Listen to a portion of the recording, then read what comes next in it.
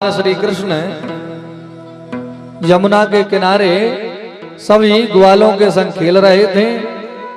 तो खेलते खेलते कन्हैया ने एक मिट्टी का गोला बनाया और गोला बना करके कन्हैया गटक गए। मधुमंगल ने देख लिया। मधुमंगल ने जाकर के जसोदा मैया से शिकायत लगाई, मैया तेरे कन्हैया ने मिट्टी खाई।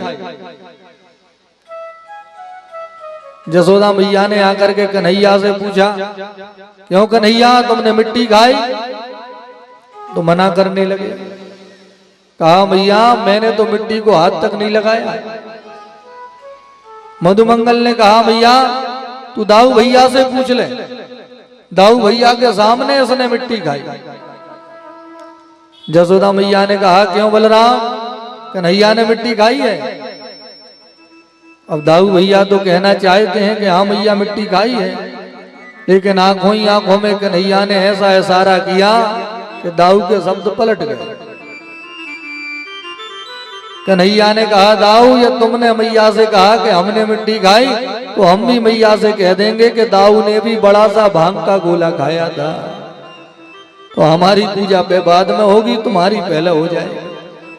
तो पलट गए दाऊ। दाऊ ने कहा मैया अब मेरे सामने तो मिट्टी खाई नहीं, अब यदि मेरे बाद कहीं मिट्टी खाई हो तो मुझे पता नहीं। मधुमंगल ने कहा मैया तू क्यों किसी से पूछ रही है? अरे मुंह खुलवा करके देख ले, अभी भी मुंह के भीतर मिट्टी लगी होगी, तू सब जान जाएगी। मैया ने कहा कन्हैया बेटा मुंह खोल के दिखाओ। तो सुखदेव कहते हैं राजन जैसे ही कन्हैया ने अपना मुंह खोला और जसोदा ने कन्हैया के मुख के भीतर देखा तो आश्चर्य से आंखें भटी रह गई। अनंत ब्रह्मांड भगवान के मुंह के भीतर ही दिखाई पड़ रहे हैं। अनंत ब्रह्मांड यह हमारा पूरा जम्बूद्वीप, जम्बूद्वीप में भरत खंड में यह है हमारा भारत देश, और भारत देश में उत्तर प्रदेश, उत्तर प्रदेश में मथुरा शहर के नजदीक वो गोकुल गांव जहां जसोदा मैया कन्हैया का मुख खुलवा करके देख रही थी, यह दृश्य भी भगवान के मुंह में ही दिखाई पड़ा। नदियां पहाड़ वृक्ष सभी भगवान के मुखमंडल में जब दिखाई पड़ने लगे तो मैया को चक्कर आया और वहीं चकरा करके गिर गई और मूर्छित हो गई। जब मूर्छा भंग हुई तो हाथ जोड़ करके कन्हैया से क्षमा मांगने लगी। कहा प्रभु हम तो गलती से आपको अपना बेटा समझ बैठे थे, लेकिन हम ये भूल गए कि आप वास्तव में जगत के माता पिता हो। आपके तो कोई माता पिता होते ही नहीं है, क्योंकि पूरे जग के माता पिता तो आप स्वयं हो। इसलिए अनजाने में यदि हमसे कोई भूल हो गई हो, कोई गलती हो गई हो तो हमको क्षमा कर देना। हम गांव की गवारें हैं, पढ़ी लिखी है नहीं है, भक्ति ज्ञान योग हमको कुछ आता नहीं है, इसलिए हमने गलतियां भी की होंगी। तो यदि हमसे कोई गलती हो गई हो माधव तो हमको क्षमा करें। प्रभु ने कहा सब गड़बड़ हो गया, अब हमारी मैया हमको भगवान मानने लगेगी, तो जो वात्सल्य करती है, जो प्रेम हमसे करती है, जो ममता में हमको डांटती है, वह सब डांट बंद हो जाएगी। तो अपनी योग माया को प्रभु ने आदेश दिया, तो भगवान की माया ने आकर जसोदा मैया की आंखों में पुनः वात्सल्य का पर्दा डाल दिया, और जो भी जसोदा मैया ने देखा था सब भूल गई, कुछ भी याद नहीं है। और दोबारा जब मुंह खुलवा करके देखा और मिट्टी नजर नहीं आई तो मैया जान गई कन्हैया ने मिट्टी नहीं खाई। रमन रेत लेट्यो नहीं कियो न जमुना पान, रे मन मूरख के समझे ब्रज को तत्व महा। वृंदावन में जाकर के रमण रेती में लेट नहीं लगाई, जाकर के नहीं लौटे, वो जमुना मैया के जल का पान नहीं किया, तो ब्रज के तत्व को हमने को समझा ही नहीं। भाई सभी लोग वृंदावन जाते हैं, आपके यहां से भी अनेकों लोग वृंदावन गए होंगे। इन आंखों से जब हम वृंदावन को देखेंगे तो ईंट पत्थर के मकान ही नजर आएंगे। वृंदावन की गलियों में भरी हुई गंदगी दिखाई पड़ेगी। लेकिन मन की आंखों से जब हम निहारेंगे, मन की आंखों से जब हम देखेंगे तो कण कण में हमको राधा माधव दिखाई पड़ेंगे, कण कण में हमको प्रभु के दर्शन होंगे।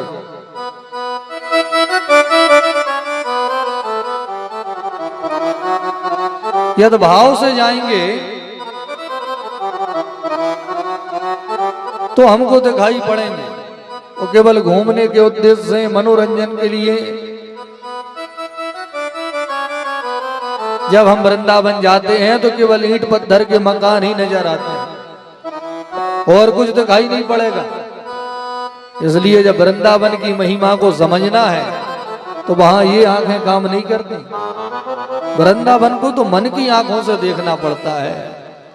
जब वहां जाकर के वृंदावन की महिमा को जानोगे तो वहां की धूल मिट्टी में आपका भी लेटने का मन होगा कि कभी हमारे प्रभु इसी भूमि पर अपने चरण रख करके चलते थे तो न जाने वह कौन सी धूल है जिसमें हमारे प्रभु के पैर पड़े थे। तो संत महात्मा लौट रहे हैं कि वह थोड़ी सी धूल हमारे शरीर से लग जाए तो हम मुक्त हो जाएं। यमुना का जलपान कर रहे हैं, गोवर्धन का परिक्रमा लगा रहे हैं। तो यही तो ब्रज का तत्व है, ब्रज का तत्व महान। आज रात्रि में हम लोग भी तो गोवर्धन पूजा करेंगे। कल भी हमने कहा था रात्रि में, लेकिन बहुत से लोग कल रात में नहीं आ पाए थे, इसलिए अभी हम एक बार और बता दें कि जिस प्रकार से कल हमने बिहारी जी का प्राकट उत्सव मनाया था, उसी प्रकार से आज हम गोवर्धन पूजा का उत्सव मनाएंगे। सभी नाचते गाते हुए गोवर्धन भगवान का परिक्रमा लगाएंगे, 56 भोग का प्रसाद लगाएंगे, दूध से अभिषेक करेंगे और वही 56 भोग का प्रसाद फिर सभी को बांटा जाएगा। तो सभी लोग अपने अपने घरों से कुछ ना कुछ जरूर लेकर के आएंगे। सभी माताएं बहनें जो भी व्यवस्था आप 5 प्रकार का भोजन, 11 प्रकार, 21 प्रकार, 56 प्रकार, जितने भी प्रकार के भोग गोवर्धन भगवान को लगाना चाहें तो वो अपने घर से बना करके ला सकती हैं। तो हमारे सभी यजमान बंधु रात्रि में गोवर्धन भगवान का पूजन करेंगे, दूध से अभिषेक करेंगे, फिर 56 भोग का प्रसाद लगेगा और फिर सभी लोग मिलकर के परिक्रमा लगाएंगे। परिक्रमा लगाने का फल है कि जब गोवर्धन में जाके हम परिक्रमा लगाते हैं, जो फल वहां जाने से प्राप्त होता है वही फल आज हमको हमारे गांव में भी प्राप्त होगा, क्योंकि यहाँ भी साक्षात गोवर्धन महाराज आने वाले हैं। गोवर्धन भगवान के दिव्य झांकी के हम लोग दर्शन करेंगे और पूजा करेंगे और परिक्रमा लगाएंगे। तो सभी माताएं बहनें रात्रि में गोवर्धन पूजा की तैयारी करके ही आएंगी। तैयारी के लिए थोड़ा सा दूध और जो भी आप भोग लगाना चाहें वह सामग्री अपने संग लेकर के आना है। सभी के घर का प्रसाद मिला करके गोवर्धन भगवान को 56 भोग का प्रसाद आज रात में लगाया जाएगा। और गोवर्धन पूजा का दिव्य उत्सव हम सभी लोग आज धूमधाम के साथ में मनाएंगे। ये भी बहुत बड़ा उत्सव है। ठाकुर जी ने ही सभी गोपी ग्वालों के साथ में गोवर्धन की पूजा प्रारंभ की। सबसे पहले ठाकुर जी ने ही परिक्रमा लगाया, तभी से यह जो क्रम चला आ रहा है। तो उन्हीं ठाकुर जी की कथा में हम लोग भी गोवर्धन का परिक्रमा अवश्य लगाएंगे, क्योंकि मनोकामनाओं को पूरा करने वाले हैं गोवर्धन महाराज और इस कलयुग में प्रत्यक्ष दर्शन देने वाले हैं गोवर्धन महाराज। तो आज ऐसे दयालु कृपालु गोवर्धन प्रभु हमारे ग्राम की दिव्य पावन धरा पर पधारेंगे तो हम लोग उनका पूजन भी करेंगे और परिक्रमा भी लगाएंगे। बोल गोवर्धन भगवान की। जो भी आप लाना चाहें, पूड़ी पकौड़ी कचौड़ी समोसा भजिया, जो आप अपने घर में बनाना चाहें, मिठाई कलाकंद, जो भी व्यवस्था हो, लेकिन कुछ ना कुछ अपने घर से जरूर गोवर्धन के लिए हम सब लोगों को लेकर के आना है। क्योंकि देखिए यह सार्वजनिक कथा है, किसी व्यक्ति विशेष की हो तो जो कथा करा रहा है वही पूरी व्यवस्थाएं करता है, तो किसी से कुछ नहीं कहना। लेकिन ये तो हम सबकी कथा है, इसलिए सभी के घर से कुछ ना कुछ जरूर आना चाहिए। सभी गांव वालों का थोड़ा थोड़ा सहयोग हर काम में लगना चाहिए, ये हमारा उद्देश्य है। इसलिए हम कहते हैं कि कुछ ना कुछ जरूर लेकर के आए, आपका भी थोड़ा सा इस कथा में लगे, क्योंकि आपकी भी ये कथा है, किसी एक की थोड़ी है। और कल हम लोग धूमधाम से बांके बिहारी सरकार का विवाह उत्सव मनाएंगे। दिन की कथा के बाद में, कल दिन की कथा थोड़ी जल्दी हो जाएगी। कल हम लोग 11 बजे से 1:30 बजे तक कथा करेंगे और 1:30 बजे के बाद में भगवान की बारात निकालेंगे पूरे गांव में। क्योंकि कल भगवान का विवाह उत्सव है, तो पूरे गांव में बारात निकलेगी, उसमें समय भी लगेगा और दिन में ही बारात निकालनी है, रात्रि के अंधकार में नहीं निकालनी। तो इसलिए जल्दी हम लोग प्रारंभ करेंगे, क्योंकि सभी माताएं बहनें भी बारात में जाएंगी, सभी भाई लोग भी जाएंगे, हमारे बूढ़े बुजुर्ग भी शामिल होंगे, तो अच्छी व्यवस्था बनी रहे, इसलिए दिन में ही हम लोग धूमधाम से भगवान की बारात निकालेंगे। तो बारात की चर्चा और हम रात में भी करेंगे, उसकी कुछ व्यवस्थाएं हैं उनके बारे में भी चर्चा करेंगे रात्रि की कथा में। और अभी तो गोवर्धन भगवान की जो रात में पूजा होनी है, उसके लिए हम बोल रहे हैं कि आज रात्रि में सभी माताएं बहनें अपने घर से भोग पकवान दूध जरूर लाएं और गोवर्धन पूजा के दिव्य उत्सव में सभी को सम्मिलित होना है। बोलो भक्त वत्सल भगवान की। रोज ही नित्य नई नई लीलाएं भगवान कर रहे हैं। एक बार जसोदा मैया घर के आंगन में कन्हैया को गोद में लेटा करके दूध पिला रही थी, तो दुग्ध पान करते हुए प्रभु ने जसोदा मैया से कहा, मैया ये बताओ कि दूध प्यारा होता है कि पूत प्यारा होता है? मैया ने कहा, लाला कैसी बातें कर, अरे दूध कभी प्यारा नहीं होता, पूत ही प्यारा होता है। इतने में ही भीतर से दौड़ी दौड़ी एक गोपी आई, अरे जसोदा मैया तुम कन्हैया की बातों में लगी हो, वहां तुम्हारे चूल्हे पे रखा हुआ पूरा दूध उफन रहा है। तो जो दूध उफनने की बात सुनी तो कन्हैया को घर के ही आंगन में छोड़ दिया और दूध को उतारने के लिए दौड़ पड़ी जसोदा मैया। भगवान को बड़ा क्रोध आया, अभी तो कह रही थी दूध प्यारा नहीं होता, पूत प्यारा होता है, और बताओ दूध के लिए हमको ही छोड़ गई। क्रोध में भर करके भगवान घर के बाहर गए और घर के बाहर से एक 5 किलो का पत्थर लेके आए और जसोदा मैया के सासू माँ के समय की एक मटकी रखी थी, उसी मटकी में जसोदा मैया कन्हैया के लिए नित्य माखन निकालती थी और ला करके वह पत्थर उसी मटकी में दे मारा और धड़ाम से मटकी फूट गई। और जो मटकी फूटी सोई रोने लगे कि मैया हमको नहीं छोड़ेगी। लेकिन फिर देखा कि अदबिल रहा जो दधी है वो बह रहा है, तो उठा उठा करके खाना प्रारंभ किया। पेट भर गया तो उखल पे खड़े हो गए और बंदरों को बुलाने लगे, आ जाओ भैया तुम भी भोग लगा लो। राम अवतार में बड़ी सेवा की हमारी, तब तो हमारे पास कुछ नहीं था, अब हम द्वापर में आए हैं तो आनंद से तुम भी बढ़िया माखन दधी खाओ। तो उनको भी खिला रहा है। मैया ने आकर के देखा कि नेक्सा कन्हैया जरा सी बात पे इतना गुस्सा हो गया, मटकी फोड़ दी। अब मेरे घर में मटकी की कमी तो है नहीं है, एक मटकी के लिए कन्हैया को डांट लगा। लेकिन अगले ही पल विचार किया कि अभी कन्हैया छोटा है और अभी मैंने नहीं डांटा तो बड़ा होकर के और उधम करेगा, इसलिए चांदी की छड़ी लेकर के जसोदा मैया कन्हैया को मारने के लिए दौड़ रही है। और जो मैया को अपनी तरह पाते हुए देखा तो कन्हैया ने भी भागना प्रारंभ कर दिया। अब आगे आगे कन्हैया और पीछे पीछे जसोदा मैया। भागते भागते जसोदा मैया की सांस फूलने लगी, शरीर थक गया और प्रभु जान गए कि अब मैया दौड़ने वाली नहीं है, तो स्वयं ही रुक गए। और जब रुके तो दौड़कर यशोदा मैया ने कन्हैया को पकड़ा और कान पकड़ के कहा, लाला और मटकी फोड़ोगे? कन्हैया ने कहा, मैया सौगंध खाए के कह रहे हैं, हमने मटकी को हाथ भी नहीं लगाया। वो तो धरी धराई ना जाने कैसे खुद ही फूट गई, हमने हाथ भी नहीं लगाया। मैया हाथ पकड़ के घर ले आई और जिस उखल पे खड़े होकर के बंदरों को माखन खिला रहे थे, उसी उखल से सटा करके खड़ा कर दिया। अब हम बताएंगे मटकी कैसे फूटती है। भीतर जाकर एक बहुत बड़ी रस्सी लेकर के आई यशोदा मैया और कन्हैया को रस्सी से बांधने लगे।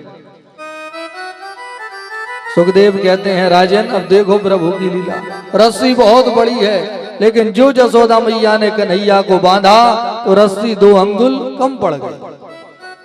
मैया ने कहा, माखन खा खा करके बहुत मोटे हो गए, ठहर जाओ, अभी दूसरी रस्सी लाती हूँ। तो उससे भी बड़ी रस्सी लाई और पहली वाली में दूसरी वाली रस्सी को जोड़ दिया और दोनों रस्सियों से भी जब कन्हैया को बांधा तब भी रस्सी 2 अंगुल कम पड़ गई। मोहर मोहर बार बार यही हो रहा है। यशोदा मैया जाती हैं, रस्सी लाती हैं और बांधती हैं तो रस्सी कम पड़ जाती है। परीक्षित ने कहा, महाराज आखिर इतनी रस्सी जा कहां रही है?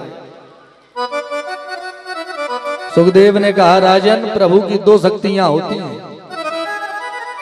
एक होती है ऐश्वर्य शक्ति और एक होती है माधुर्य शक्ति। ऐश्वर्य शक्ति कहती है ये ब्रह्मांड के मालिक हैं, इनको कोई बांध नहीं सकता। माधुर्य शक्ति कहती है होंगे ब्रह्मांड के मालिक, अभी यशोदा के लाला बन के आए हैं, संसार में जन्म लेके आए हैं, तो इनको तो बंधना ही पड़ेगा, मैं इनको बांध कर ही रहूंगी। तो दोनों शक्तियां आपस में लड़ने लगती हैं और उनकी खींचतान में रस्सी 2 अंगुल कम पड़ जाती है। बोलिए राधे राधे। कन्हैया जान गए कि मैया नहीं बांध पाएंगी, तो मैया से कहा, यदि कहो तो हम खुद बंध जाएं।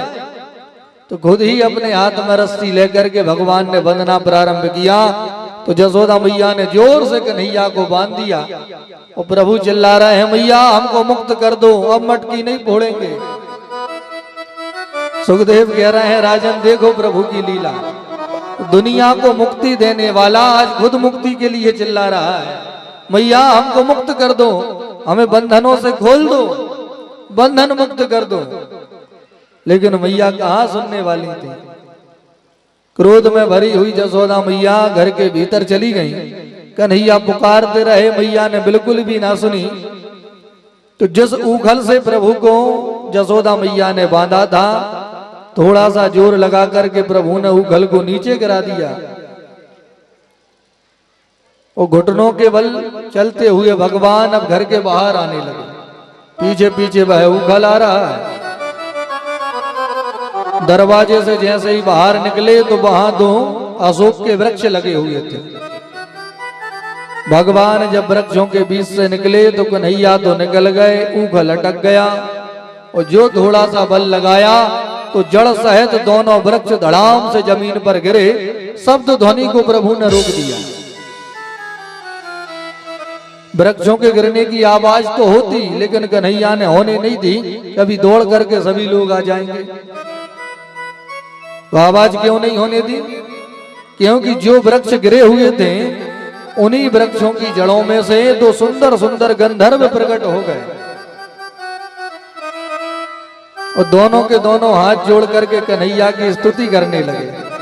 कहा, प्रभु हम तो ना जाने कब से पेड़ बन करके खड़े हुए थे, आज आपकी कृपा से हमको मुक्ति मिली है, हम मुक्त हुए हैं, इसलिए हमारा प्रणाम स्वीकार करें। हमको नारद जी ने श्राप दिया था, हम एक सरोवर में स्नान कर रहे थे, क्योंकि गंधर्व थे, तो वहां से नारद जी निकल के जा रहे थे, तो हमने ना तो उनको प्रणाम किया ना उनका सम्मान किया। तो नारद जी क्रोध में भर गए। संत को देखकर भी पेड़ों के भांति जड़ बन करके खड़े हो, बिल्कुल संस्कार नहीं है, ना तो संतों को प्रणाम करते जाओ जाकर के वृक्ष बन जाओ। वृक्ष बनने का श्राप दिया महाराज, तभी से आज तक वृक्ष बने खड़े हैं। लेकिन नारद जी ने हमसे कहा था कि तुम्हारा उद्धार भगवान के हाथों से होगा। आज प्रभु हमें मुक्ति मिली है तो हम जान गए कि आप ही भगवान हो। तो भगवान हो तो हमारा प्रणाम स्वीकार करो। बोलो भक्त वत्सल भगवान की जय।